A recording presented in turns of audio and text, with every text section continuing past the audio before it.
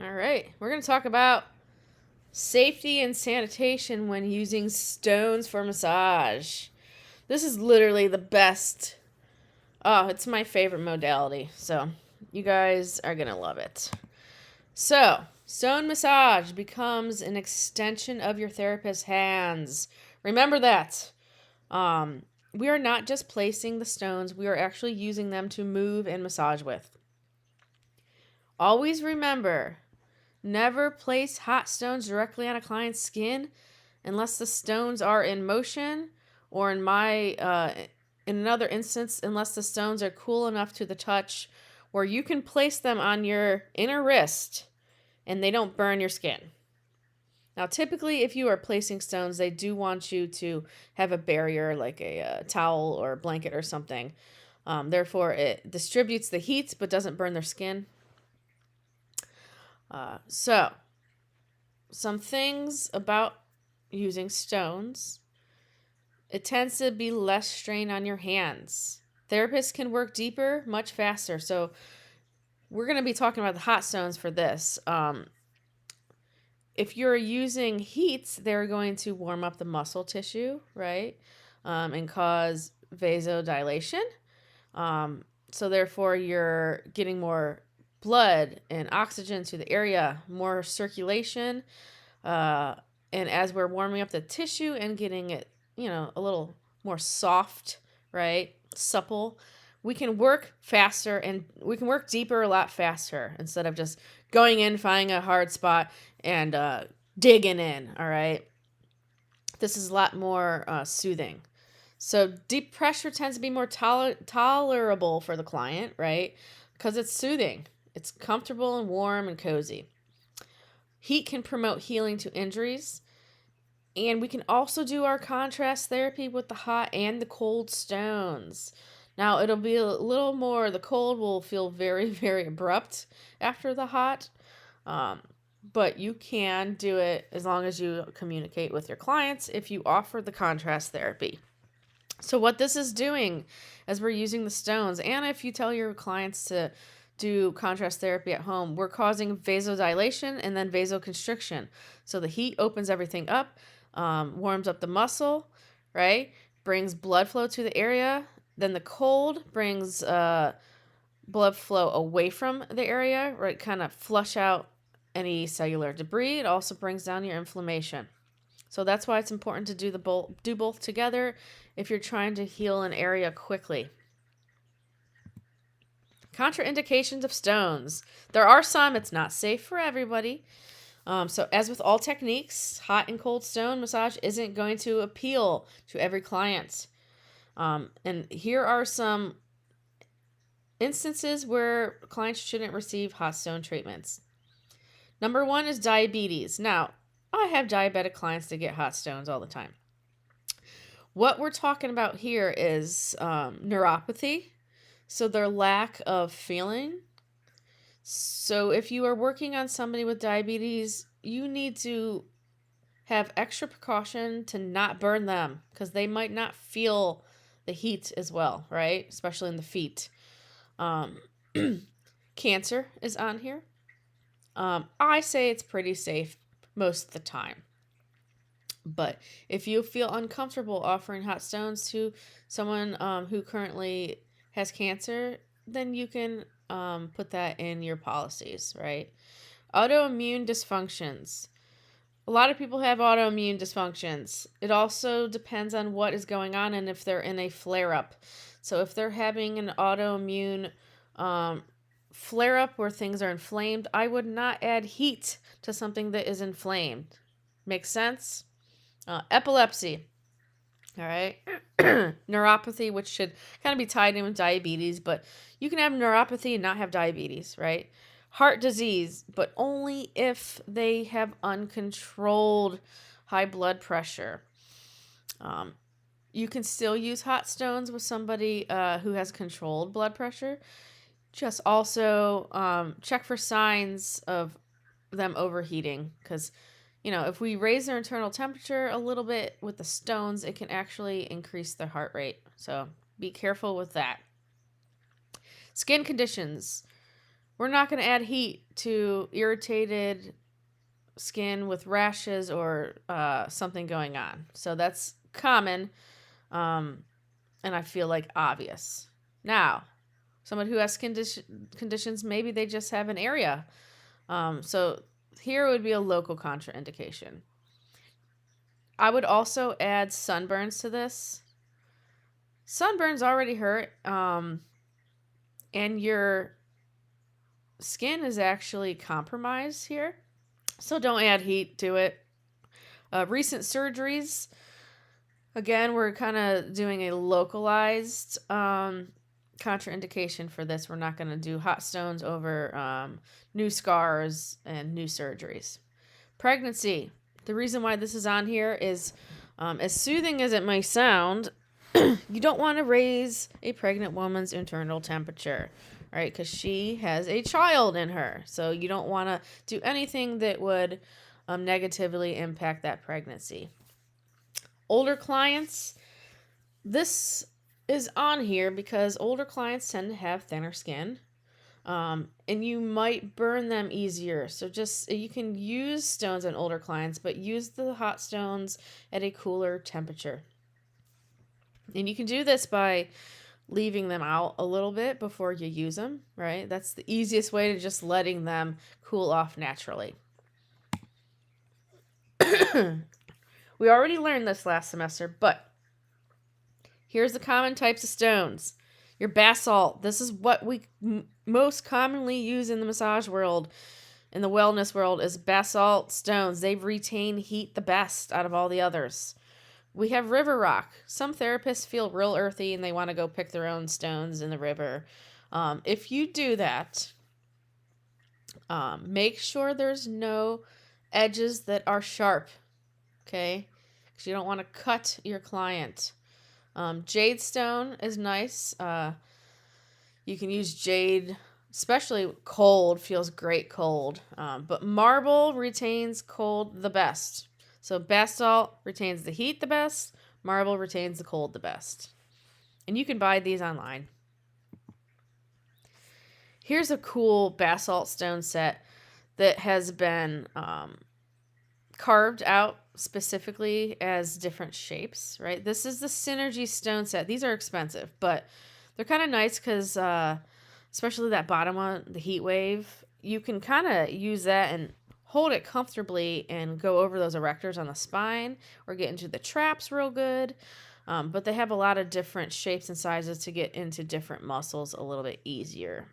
So if this is something you want, look into it and find an appropriate warmer to warm them. Another common type of stone would be your Himalayan salt stones. So this here is the warmer and the stones to the left. That's the picture. They need to be warmed up in a waterless warmer, or the stones will dissolve. They're literally made of salt. Himalayan salt, they say, is antimicrobial, antifungal, and antibacterial. You cannot wash them. They must be wiped clean of, debris. And they can be sanitized with vinegar or tea tree oil, or you can use Decon 30 to prevent cross-contamination. Now, I think that's gross, but to each their own. If you want, since they are antimicrobial, antifungal, antibacterial, they say the stone itself is safe, but I like to wash things, right? And with Himalayan salt stones, after a while, they wear down and you need to purchase new ones. They wear down and they might also produce rough edges. So if you find when you are using these, if this is the type of service you want to offer as a Himalayan hot stone massage, you can sand down the edges and make them a little less rough. Types of warmers. Remember that whole section on getting a professional warmer and what not to warm your stones up with? Here it is. So you have your water warmer. So this looks like a crock pot. You put water in it, put your stones in it, and you set it to a temperature, and bam, you have hot stones. Now, if you use this method, you're going to need to keep track of the temperature. Some of the fancier ones will have a temperature control, and some just have like a high, medium, low function.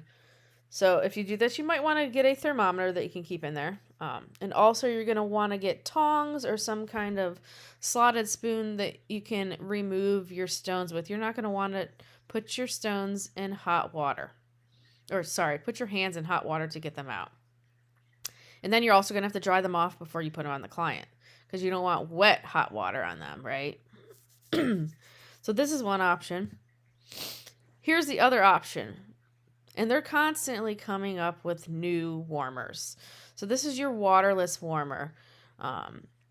In the middle, this is my favorite. It's a clamshell, and you'll see the top and the bottom of the warmer is a metal sheet. Both sides heat. And you can easily sanitize this with disinfectant. This is my favorite approach.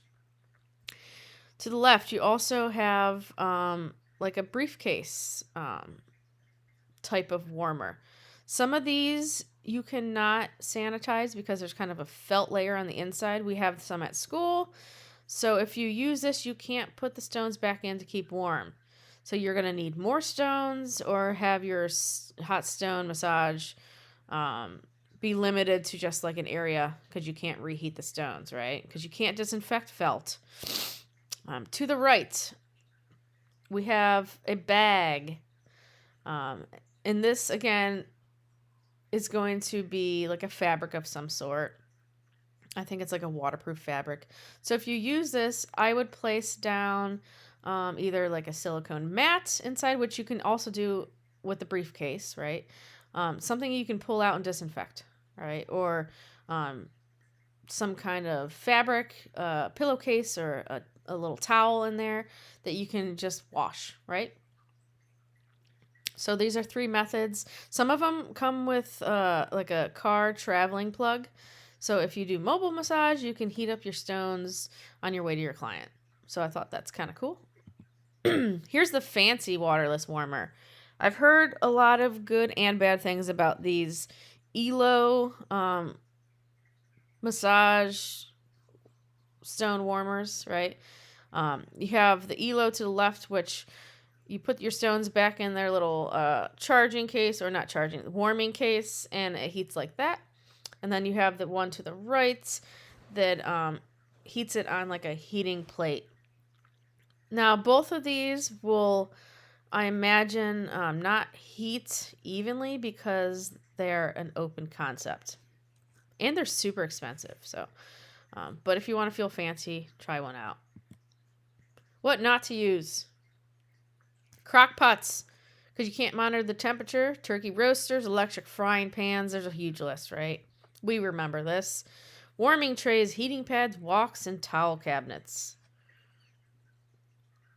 And the reason why is all these we can't monitor the temperature. When we are cleaning our stones, if you're using water, the water must be cleaned between every client if you drop your dirty stone back in it.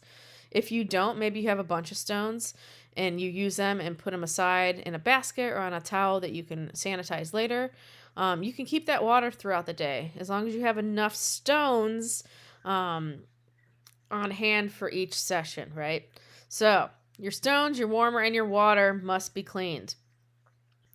When you're cleaning your stones, use antibacterial soap and water. I have scrubbers, so I'll scrub the stone, rinse it, spray it with a antibacterial spray, let it dry, rinse it off. That's how I do it. Some people use essential oils. So you can use essential oils in your water, right? To reduce bacteria, but never use it as a substitute, right? And be mindful that some clients have allergies. So maybe you don't want to use essential oils in your water because of that reason. You can use antibacterial spray after washing with soap and water. One example would be a product called Pure Green 24. Working with the stones. Excuse me. When we're working with the stones, We want to place a barrier, remember what I just said a couple minutes ago? Between the skin and the stone if we're placing them on the client. Some rules. Keep the stone moving and never leave on the client's bare skin. If the stones are too hot for you to hold for 5 seconds or too hot for you to put on your inner wrist, they are too hot to use on a client. You want to introduce the heat through your warmed hands before touching the client with the stone. So I will teach you guys this when we do a demonstration next week. Stones should be heated between 120 and 130 degrees Fahrenheit. This is why we don't want to reach into a stone warmer into the water, because the water is going to be between 120 and 130 Fahrenheit. Whew, hot. Cold stones. Good thing with this, they can be placed on the skin after removing from the ice or the chiller. You don't need to do a barrier. Now, they are kind of really cold at first, so if you're using cold stones for like facial massage, to treat like headaches or swelling or whatever, be mindful that it might be really cold at first. So a good way to cool this down is just to hold it in your hand, and it'll cool down very quickly. Remember, the cold dissipates quicker from the cold stones than the heat dissipates from the hot stones.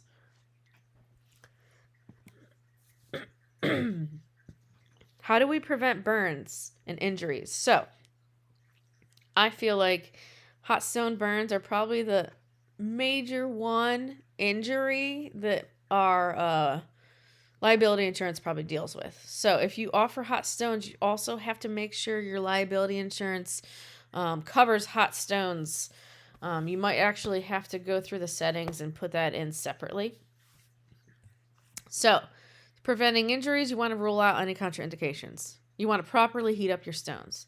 Test the temperature on your wrist, all right, before putting on your client. Distribute the heat with the hands before. That way, you're getting them used to the heat gradually, right, and not just putting a hot stone directly on them. You want to communicate with the client about the temperature and comfort. Everybody is different. I want you to burn my skin off. Some clients think that that is way too hot. All right. And you might not be able to use those stones for several minutes after you think that they're warm enough, right? Make sure there's a barrier that isn't too thin when you are placing the stones. If you're placing the stones before you use them on a client, because you can still do that, make sure it's not like a really thin piece of fabric where they can still get burned. All right. So you might want to test what barrier you're using on yourself before you use it on a client. Like a pillowcase, too thin. You're going to want a towel, probably a hand towel. Okay. When to use the stones? Every time. I'm just kidding. So clients with overly tight muscles may benefit from the hot stone massage. The heat, again, remember, will allow you to work deeper with less discomfort. A lot of times I will offer, if I notice somebody's super, super tight or super stressed, I'll actually give them a hot stone treatment for free on usually their back and shoulders. That's the most common area people want them. You can offer a full body massage with hot stones literally everywhere, or you can just offer a back and shoulder hot stone add-on, whatever you want to do. So stones are best with muscle spasms, sprains, and strains. Once you're past the acute stage, remember, you don't want to add heat to inflammation, acute bursitis, a sports injury, tendonitis, headaches, etc. All right, so I think it's best for tension. And most clients love the hot stones, I swear. Contrast therapy. This is when you're using both heated stones and cold stones, which can be super effective to reduce inflammation and congestion in an isolated area, right? Say they do have an injury, you might want to warm up the muscles around it, work on that muscle a little bit, and at the end, massage it with the cold, right? So you're doing the heat to warm it up, getting in deep but comfortably, and then bringing the inflammation back down. Always end with cold application to allow the body to continue to reduce any inflammation. right? This also reduces congestion with blood and lymph. This will support the body to internally heat itself. The result will be longer lasting for your client. It can sometimes last hours after the session. So this is why I say contrast therapy is the best for healing something quickly. All right, that's it. Cool. Till next time.